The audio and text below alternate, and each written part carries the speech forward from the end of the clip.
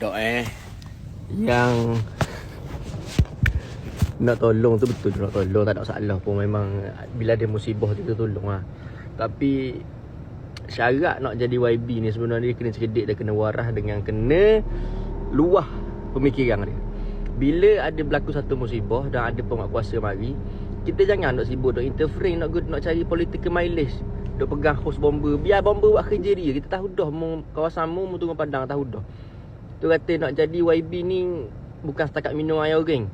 Jadi YB kena waras pemikiran supaya benda tu dok nampak mu terdesak sangat nak meraih political mileage. Pau. Akulah kadang-kadang jadi benok. Apa jadi benok sangat ni Bila ada berlaku satu, kalulah api tu sambung mu, sehar pula bomba nak selamat kamu. Ni dok sibuk pegang hos bomba, tak nak kabarnya mu ni nolong rakyat. Tak payah tahu dah mu lapor berkejadian tu pun rakyat tahu dah. Mu buat kerja. Ni nak ai gerang aku.